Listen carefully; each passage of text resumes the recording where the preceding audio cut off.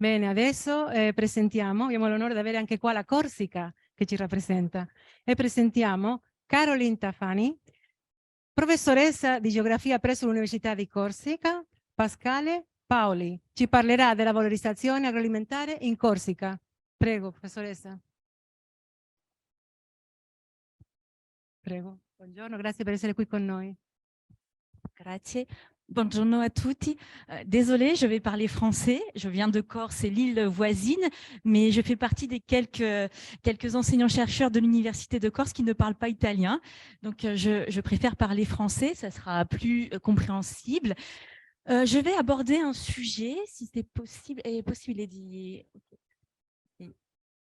Oui, oui, oui, ok.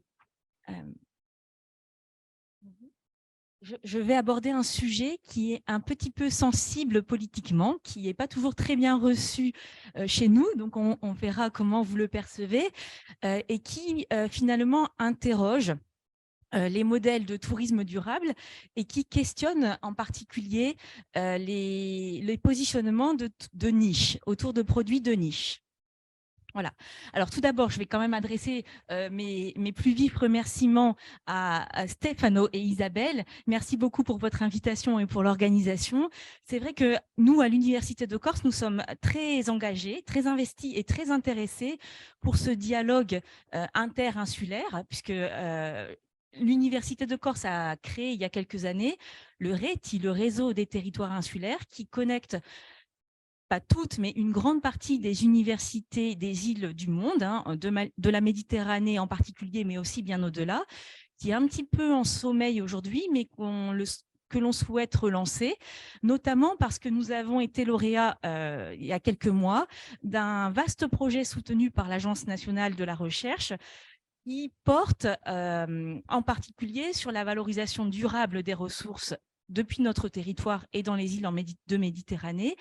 avec la création d'un tourisme lab,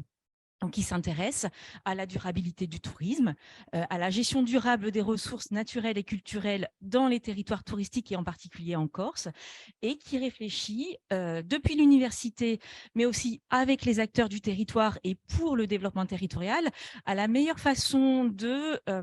d'accompagner, je dirais, la transition touristique sur notre territoire, de façon à promouvoir un tourisme durable au plan écologique, on a entendu ce matin aussi digital, mais aussi culturel et patrimonial, bien entendu, et de traduire en fait l'ensemble de ces objectifs dans des contenus de formation. On est vraiment à l'articulation entre la recherche et la formation sur ce projet. Donc moi, je travaille plus particulièrement sur la question de la valorisation touristique des produits de terroir, des produits alimentaires locaux. Et c'est ce que je vais discuter avec vous ce matin. Okay. Voilà. Alors, je vais aborder ma présentation, cette discussion en 3 temps. Tout d'abord, un rapide regard sur le tourisme corse pour que vous puissiez quand même avoir quelques éléments de contexte et vous expliquer comment se fait la connexion étroite entre le tourisme qui est plutôt saisonnier et balnéaire sur notre territoire et la valorisation des produits locaux alimentaires que l'on appelle les produits de terroir. Et je vous montrerai que finalement c'est une réussite, hein, c'est une success story comme on dit. Mais dans un second temps, je vais discuter aussi très rapidement les conséquences sociales et économiques finalement de ce positionnement autour d'une économie de la qualité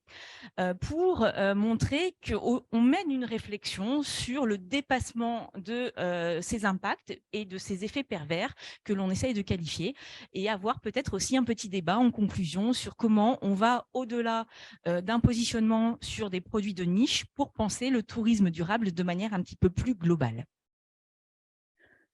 Alors, le tourisme en Corse, n'a pas commencé par la valorisation des patrimoines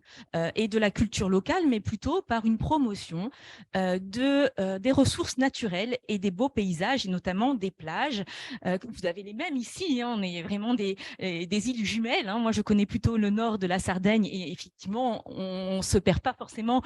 quand on vient de Corse dans vos paysages qu'on reconnaît comme étant quasiment identiques aux nôtres. Donc, ce qui a été promu dans un premier temps sur notre territoire, et ça s'est fait d'abord finalement par les structures interministérielles et par l'État français, ce sont les plages de sable blanc, fin et les beaux paysages avec une nature vierge. Et donc, c'est un fameux slogan très connu en Corse qui a marqué le ton de la promotion touristique dans les années 1960. La Corse, la plus proche des îles lointaines, c'est bien l'insularité aussi dont on fait la promotion, et qui fait date. Et en définitive, ça a comment dire, finalement inscrit la trajectoire de la Corse dans cette direction-là. Qu'est-ce qui s'est passé par la suite? Mais les opérateurs locaux, puisque à partir des années 1980 et 1982 pour être précise, la Corse obtient un statut particulier dans le paysage métropolitain français, hein, avec une inscription un petit peu différente dans la Constitution et une avancée propre en matière de décentralisation. Les autorités locales ont continué par la suite à promouvoir les beaux paysages, notamment les paysages de bord de mer. Donc, comme vous le voyez ici sur ces images, avec donc des slogans comme la Corse, c'est tout le temps le bon moment, et on voit la fameuse réserve naturelle de Scandola, située sur la côte ouest et qui est classée au patrimoine mondial de l'UNESCO, ou pour ce qui est de la stratégie qualité Corse, encore une fois, si dépaysantes, si proches, avec un bord de mer. Voilà. Il y a finalement peu de tentatives de la part de l'agence touristique locale, régionale, de faire de la Corse une autre promotion que celle des beaux paysages et de ses atouts naturels pour l'attractivité touristique en saison. Alors, il y a quand même quelques essais autour de la valorisation des patrimoines culturels. On voit vaguement un village typique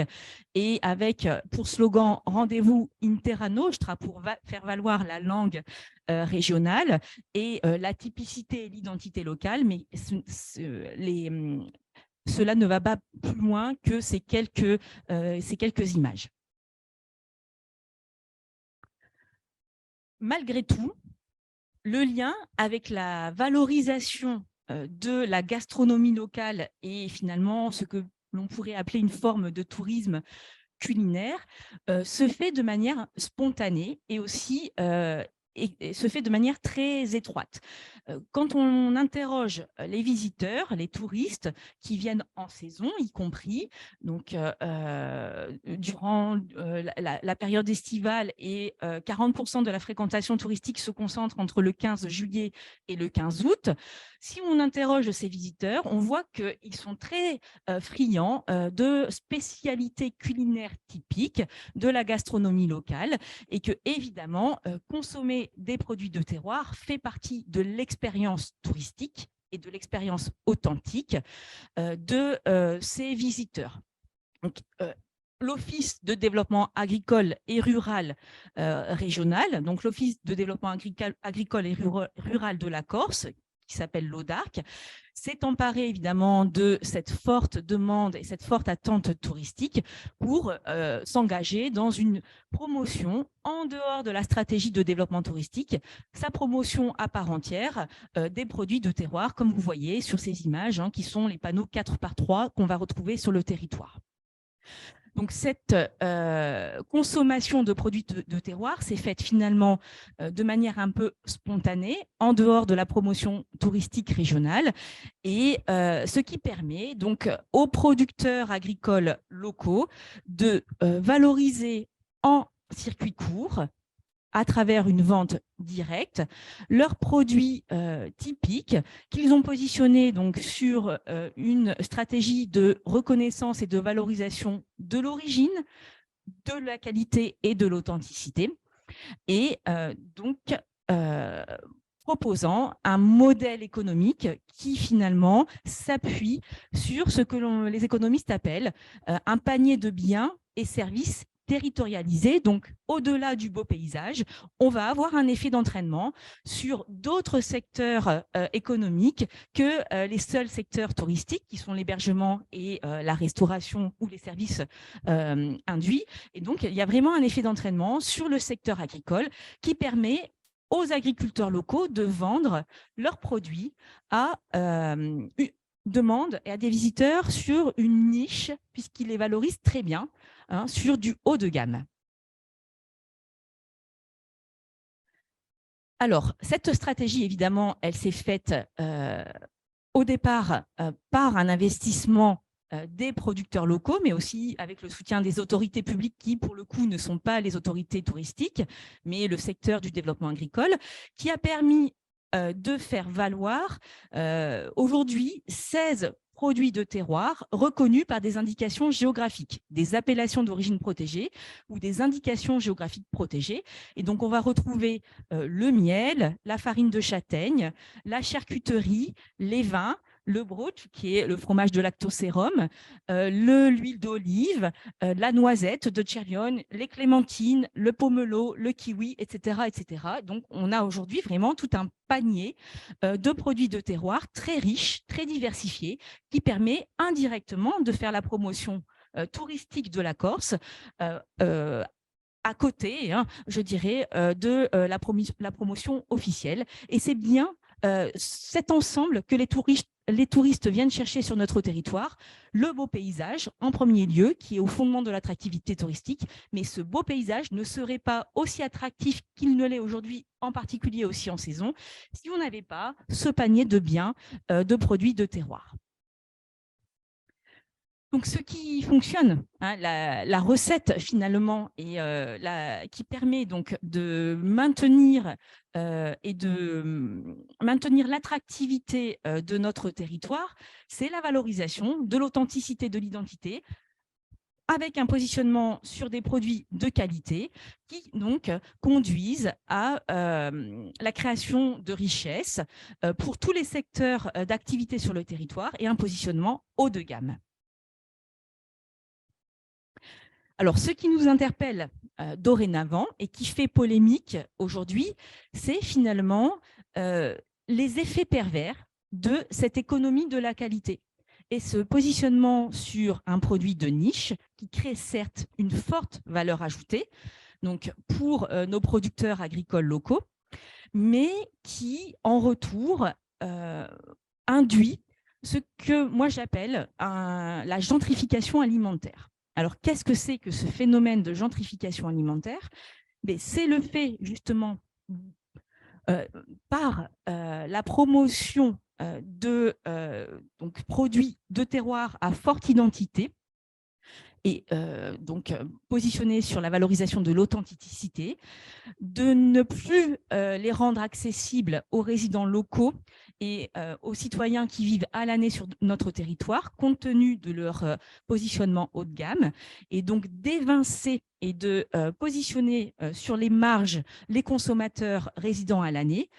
qui n'ont plus accès à ces produits identitaires qui étaient au fondement des patrimoines et de la diète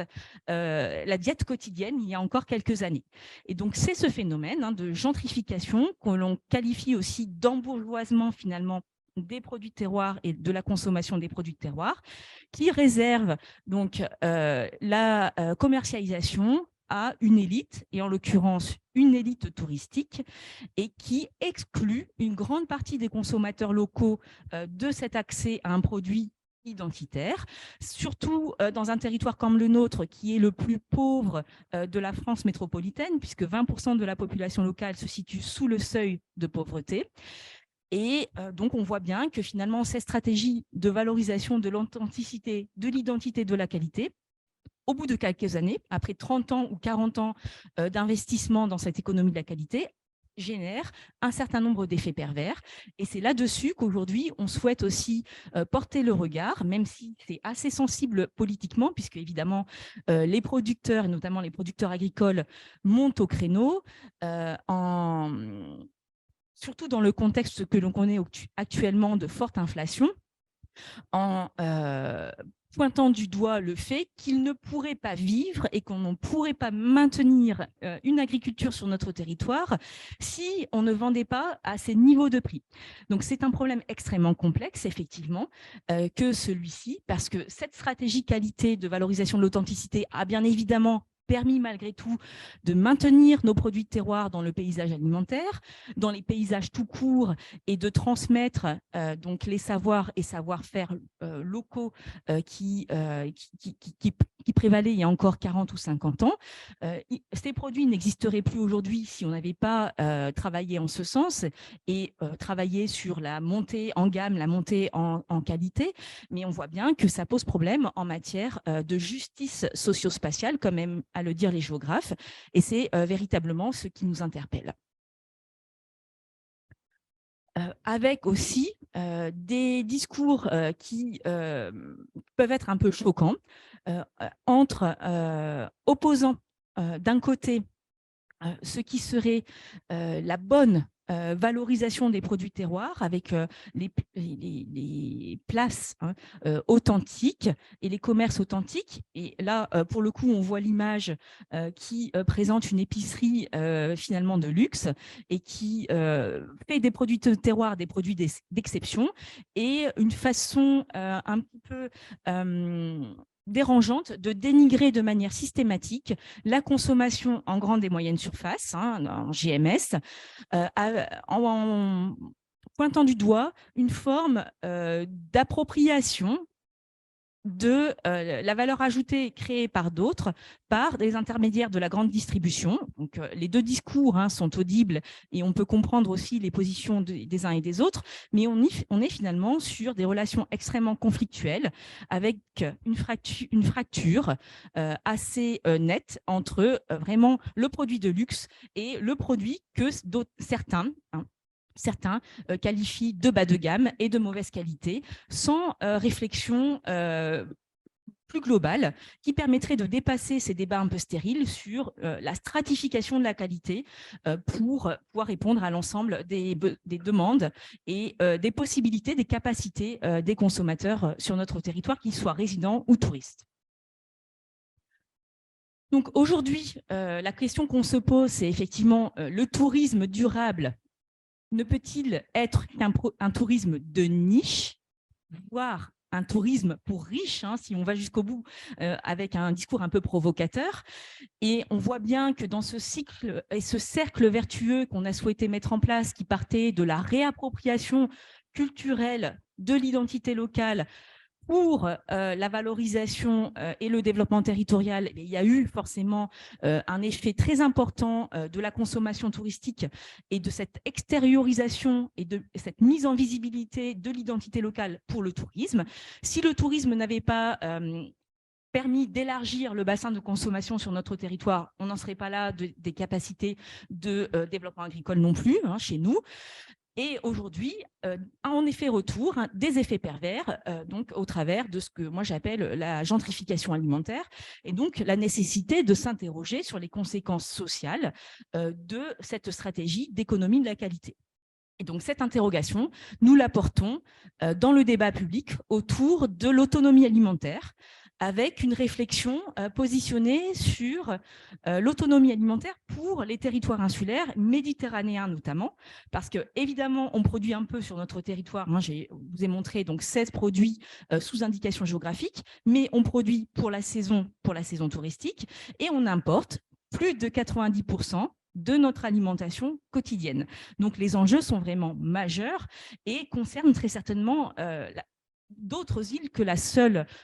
Corse, puisque bien évidemment, quand on est une île, on dépend pour son approvisionnement en général du continent ou des îles voisines pour les territoires d'archipel, mais il y a vraiment cette réflexion à avoir, d'autant plus crignante et prégnante dans la période actuelle, compte tenu du contexte inflationniste, de la période que l'on a vécue récemment, donc de crise Covid, qui pour nous a impacté très fortement